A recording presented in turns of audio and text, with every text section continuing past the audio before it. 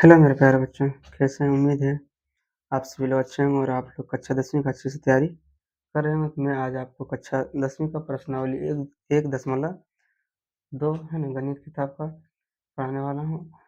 जो तीसरा number question आपका है, पिछले वीडियो में मैंने पहला नंबर और दूसरा नंबर बता चुका। तीसरा नंबर क्वेश्चन देखें। तीसरा नंबर आपको कितना क्वेश्चन दिया? 3 क्वेश्चन दिया है। लिखा है तीसरा नंबर क्वेश्चन आपका कि सिद्ध कीजिए कि निम्नलिखित संख्याएं क्या है? परिमेय अपरिमेय है ना। क्या दिया कि सिद्ध कीजिए कि निम्नलिखित संख्याएं अपरिमेय है, जिसमें 3 क्वेश्चन आपका दिया। क्या दिया? पहला नंबर क्वेश्चन 1/√2 दिया आपका है ना। इसको सिद्ध करना है कि अपरिमेय है या फिर परिमेय है। तो हम लोग सिद्ध करते हैं पहला नंबर क्वेश्चन। हम लोग सबसे पहले देखिए, जब भी आपका इस तरह का क्वेश्चन आया है, आपका क्या दिया? अपरिमेय संख्या। तो इसका जस्ट हम लोग क्या मानेंगे? उल्टा मानेंगे। क्या मानेंगे? कि माना माना 1/√2 एक क्या है?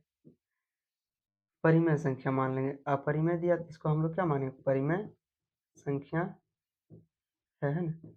मान लीजिए हम लोग क्या 1/√2 क्या है? परिमेय संख्या है। परिमेय संख्या हम लोग किसको बोलते हैं?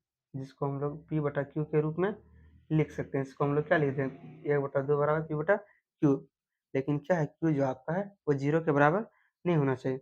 यहाँ पर हम लोग लिखेंगे जहाँ p एवं q कोई क्या रहना चाहिए? पूर्णांक रहना चाहिए, या तो माइनस या तो प्लस वाला कोई भी अंक रहेगा ना। p एवं q कोई पूर्णांक हो। क्या हो? पूर्णांक हो। और p एवं q का p एवं q का p एवं q का कोई उभयनिष्ठ गुणनखंड ना हो, है ना। p और q का कोई उभयनिष्ठ गुणनखंड ना हो। उभयनिष्ठ गुणनखंड का मतलब कि देखिए, इसका जो एक से ज्यादा एचसीएफ दोनों का नहीं आना चाहिए। p एवं q का कोई मतलब किसी से विभाजित ना हो, एक के अलावा किसी से विभाजित ना हो। देखेंगे p एवं q का कोई उभयनिष्ठ उभयनिष्ठ गुणनखंड उभयनिष्ठ गुणनखंड ना हो। और क्या? तथा आपका जो है नीचे q है ना, मतलब q आपका 0 के बराबर ना हो। लिखेंगे हम लोग q बराबर 0 के बराबर ना हो, है ना।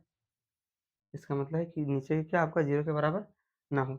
अब देखिए, अब इसको क्या करेंगे? इसका बनाने का दो तरीका, या तो हम लॉन्ग करके हम लोग बना सकते हैं, या तो फिर शॉर्ट में भी बना सकते हैं। जैसे देखिए, इसको हम लोग गुना करेंगे इससे और इसको इससे, तो इसी को हम लोग 1 से गुना करते हैं क्यू, तो क्या आ जाएगा? क्यू आ जाएगा आपका। और ये इसको गुना करें तो √2 पी आ जाएगा आपका, है ना। ये आ जाएगा आपका। अब देखिए हम लोग इसको क्या करेंगे? अब लिख सकते हैं हम लोग इसको, तो √2 बराबर है ना, इसको √2 को इधर आने देंगे, क्यू इधर है, पी को इधर ले आते हैं। देखिए, जितनी जो भी चीज़ बटा में रहता है आपका पी और क्यू को क्या रहेगा? पूर्णांक तो क्या है? परिमेय संख्या। और आपको हम बताएं कि रूट के अंदर जो भी अभाज्य संख्या है वो क्या रहता है? अपरिमेय संख्या। तो √2 आपका क्या है? एक अपरिमेय संख्या। या तो चाहे हम लोग यहाँ से भी बना सकते हैं, और आगे जैसे कि मतलब लॉन्ग करके अगर बनाना चाहेंगे तो फिर लिखेंगे दोनों तरफ वर्क करने पर, जो क्वेश्चन नंबर 1 हमने आपको बताया √5 वाला, उस तरह के। या तो फिर हम लोग यहाँ से शॉर्ट में अगर बनाना चाहें तो बना सकते हैं। यहाँ पर क्या लिखेंगे? यहाँ p/q एक परिमेय परिमेय संख्या संख्या है परिमेय संख्या है, तथा √2 एक क्या है? अपरिमेय अपरिमेय संख्या अपरिमेय संख्या है अपरिमेय संख्या है। इसलिए, है ना, परिमेय संख्या बराबर नहीं होगा अपरिमेय संख्या के। या तो हम लोग लिख सकते हैं कि परिमेय संख्या और अपरिमेय संख्या परिमेय संख्या बराबर अपरिमेय संख्या संभव नहीं है। या तो फिर हम लोग लिखेंगे परिमेय संख्या बराबर, इसका मतलब बराबर नहीं है अपरिमेय संख्या के, है ना। अपरिमेय संख्या, है ना।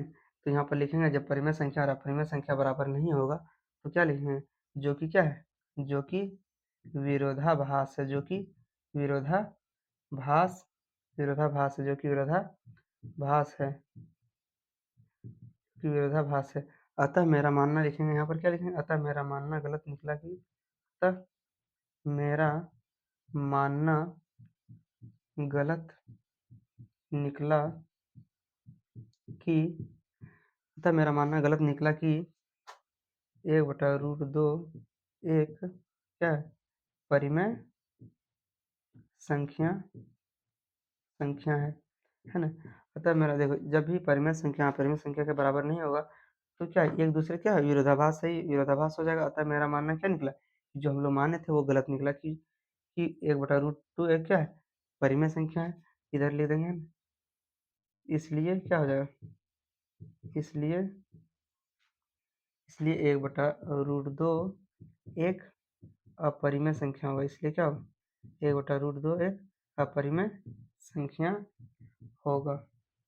ये आपका क्या गया, प्रूव्ड हो गया आपका, है ना। आप स्क्रीनशॉट ले सकते हैं इसका, है। फिर आपको दूसरा नंबर क्वेश्चन देखें। दूसरा नंबर क्वेश्चन आपका क्या दिया, 7√5 दिया। इसको चाहे तो हम लोग लॉन्ग करके और बना सकते हैं। यहाँ इसके बाद हम लोग जो उसमें स्टेप लिखे थे कि दोनों तरफ वर्क करने पर अगर और लंबा चाहें तो बना सकते हैं, पर इतना ही काफ़ी है। प्रूव्ड हो गया आपका। अब देखें आपका दूसरा नंबर क्वेश्चन है। दूसरा नंबर क्वेश्चन क्या दिया, 7√5 दिया आपका। दूसरा नंबर क्वेश्चन है 7√5 दिया है। तो दूसरा नंबर क्वेश्चन देखें, यहीं से हम लोग सॉल्व करते हैं। चाहे तो पूरा मिटा दें, या तो फिर इसी में लिख दें। देखिए पूरा मिटा के हम लोग बनाते हैं बढ़िया से, फिर है ना। या तो इसी में लिख सकते हैं हम लोग, सेम बनेगा ये वाला भी क्वेश्चन। देखिए 7√5 है ना। देखिए जब भी आपका इस तरह का क्वेश्चन, तो हम लोग क्या मान लेंगे, इधर इसको मिटा देते हैं। देखिए 7√5 दिया आपका, है ना। दूसरा नंबर, दूसरा नंबर आपका क्वेश्चन दिया। तो जस्ट जब बोला है यहाँ पर क्वेश्चन में कि अपरिमेय संख्या है, सिद्ध करना है, तो इसको जस्ट हम लोग क्या मान लेंगे, माना 7√5 पे क्या है, परिमेय संख्या। ये दूसरा नंबर आपका कितना है, दूसरा नंबर है, परिमेय संख्या मान लेंगे। तो देखिए परिमेय संख्या किसको बोलते हैं, जिसको हम लोग P/Q के रूप में लिख सकते हैं, जहाँ P और Q क्या रहेगा, P एवं Q कोई क्या हो, पूर्णांक हो, और P और Q का कोई उभयनिष्ठ गुणनखंड ना हो, और जो Q आपका है 0 के बराबर ना हो, है ना। तो देखिए यहाँ पर क्या करेंगे, यहाँ पर ये देखिए गुना में, यहाँ पर आपका ये क्या है, 7 और √5 क्या है, गुना में। तो √5 को इधर रहने देंगे हम लोग, 7 गुना में है तो इधर आके क्या होगा, भागा में हो जाएगा। 7 नीचे कितना आ जाएगा, 1, है ना। अब इसको देखिए, इसको हम लोग अगर चाहे तो इसको जब पलटेंगे तो ये इससे डायरेक्ट गुना हो जाएगा। जैसे बताएं आपको पहले बताए थे कि इसको जब ये है तो 1 बटा ये कितना हो जाएगा, 7 हो जाएगा। तो ये इसके साथ गुना हो जाएगा, तो डायरेक्ट हम लोग लिख देते हैं यहाँ पे, है ना। ये गुना में तो इधर आके भागा में हो जाएगा, भागा में तो यहाँ पर आ जाएगा भागा में, है ना। इसका मतलब बटा मतलब भागा, तो यहाँ पे आ गया आपका भागा में। तो देखिए जब पूर्णांक है ना, 7 क्या है, पूर्णांक है जो क्यू के साथ में है। तो यहाँ पर देखिए √5 P/7 Q जो है आपका परिमेय संख्या, यहाँ पर लिखे हैं P/7 7 Q क्या है, एक आपका परिमेय संख्या है। तथा रूट जो है, तथा √5 जो आपका है, √5 एक क्या है, देखिए ये आपका देखिए 7 क्या बोलते हैं, √5 आपका क्या अपरिमेय संख्या, और जो बटा में इसके क्या है, परिमेय संख्या। तो यहाँ क्या हो जाएगा, इसलिए इसलिए देखिए परिमेय संख्या बराबर नहीं है अपरिमेय के, जो कि क्या है, विरोधाभास से आता है। मेरा मानना गलत निकला कि क्या है, दूसरा नंबर क्वेश्चन 7√5 एक परिमेय संख्या है। इसलिए क्या होगा, 7√5 आपका क्या होगा, 7√5 एक अपरिमेय संख्या होगा, है ना। देखिए सबसे पहले जो आपको क्वेश्चन ये दिया है आपका कि परिमेय संख्या सिद्ध करना है, अपरिमेय संख्या है कि नहीं सिद्ध करना है, तो इसका जस्ट उल्टा हम लोग मान लें, क्या मान लें कि 7√1 क्या, 7√5 एक परिमेय संख्या है। तो परिमेय संख्या किसको बोलते हैं, जिसको हम लोग बटा में लिखते हैं P/Q के रूप में। तो 7√5 बराबर क्या लिखें, P/Q। अब देखिए P और Q क्या रहेगा आपका, कोई पूर्णांक होगा, है ना। और P और Q का कोई अभिनिष्ट गुणनखंड नहीं होना चाहिए, तथा Q 0 के बराबर ना हो। तो देखिए उसके बाद हम लोग क्या किए, जब ये 7 गुना में था तो इधर जाके डिवाइड में हो गया, भागा में। तो यहाँ पर देखिए जो पूर्णांक के साथ है Q, तो ये मतलब बटा में जो इसको, ये क्या है हमारा परिमेय संख्या, 7P/, है ना। 7Q क्या आपका परिमेय संख्या, एक परिमेय संख्या, और √5 रूट के अंदर अगर अभाज्य संख्या √5 में हम लोग सिद्ध किए थे क्या, वो एक अपरिमेय संख्या है। तो देखिए यहाँ पर इसलिए क्या होगा, परिमेय संख्या बराबर नहीं है अपरिमेय संख्या के, है ना। या तो हम लोग लिख सकते हैं कि परिमेय संख्या बराबर नहीं है, नहीं होगा, या परिमेय संख्या अपरिमेय संख्या संभव नहीं है ना, लिख सकते हैं हम लोग, जो कि क्या आपका विरोधाभास है। अतः मेरा मानना क्या निकला, गलत निकला कि 7√5 एक क्या परिमेय संख्या है, इसलिए 7√5 एक क्या होगा, अपरिमेय संख्या होगा, है ना। आप लोग स्क्रीनशॉट ले सकते हैं। उम्मीद है आप लोग को क्वेश्चन समझ में आया होगा। तो इसी तरह हम लोग तीसरा नंबर क्वेश्चन बनाएंगे, हैं। तीसरा नंबर क्वेश्चन देखें, तीसरा नंबर क्वेश्चन देखें, है ना। तीसरा नंबर क्वेश्चन स्क्रीनशॉट आप लोग ले लिए होंगे, है ना। देखें तीसरा नंबर क्वेश्चन आपका क्या दिया, तीसरा नंबर क्वेश्चन। तीसरा नंबर भी क्वेश्चन में हम लोग जस्ट उल्टा मान लेंगे, इसको पूरा मिटा के बनाते हैं बढ़िया से, तो रहने देते हैं। देखिए हम लोग मान लेंगे, क्या माने माना, तीसरा नंबर क्वेश्चन क्या दिया, 6 + √2 एक क्या माने, परिमेय संख्या है। क्या है, परिमेय संख्या है। तो परिमेय संख्या हम लोग किसको बोलते हैं, जिसको बटा में लिख सकते हैं, 6 + √2 बराबर पी बटा क्यू है ना। जहाँ पर पी और क्यू क्या रहेगा, कोई पूर्णांक हो और पी और क्यू का कोई विशिष्ट गुणनखंड ना हो, क्यू जो आपका है 0 के बराबर ना हो, है ना। अब देखिए यहाँ पर आपका क्या दिया है, इसको हम लोग क्या करेंगे, 6 इधर प्लस में √2 को इधर रहने देते हैं, हम लोग √2 को रहने देते हैं, पी बटा क्यू आपका है इधर, पी बटा क्या है, क्यू है। 6 आपका प्लस में इधर आके आपका क्या होगा, माइनस में हो जाएगा। तो √2 बराबर इसका भी इनका अगर घटा करते हैं तो आपका क्या आएगा, पी माइनस ये आपका हो जाएगा 6q बटा क्यू हो जाएगा। तो देखिए 6 एक पूर्णांक है ना जो क्यू के साथ है, ये आपका क्या हो जाएगा, एक परिमेय संख्या हो जाएगा। p माइनस 6q बटा क्यू आपका क्या हो जाएगा, एक बटा में है, ये क्या हो जाएगा आपका परिमेय संख्या है ना।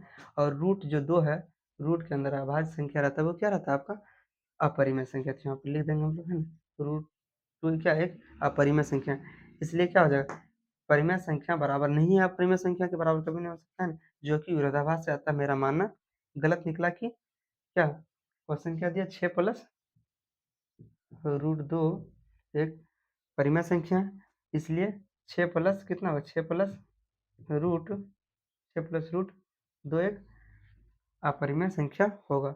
इस तरह आपका है ना तीसरा नंबर क्वेश्चन भी कंप्लीट हो गया, है ना। प्रश्नावली 1.2 जो आपका है वो पूरा क्वेश्चन कंप्लीट हो गया। उम्मीद है आप लोग को वीडियो पसंद आया होगा, समझ में आया होगा। चैनल में अगर नए हैं सब्सक्राइब करें और अपने दोस्तों के पास शेयर करें। वीडियो पसंद आए तो लाइक करें।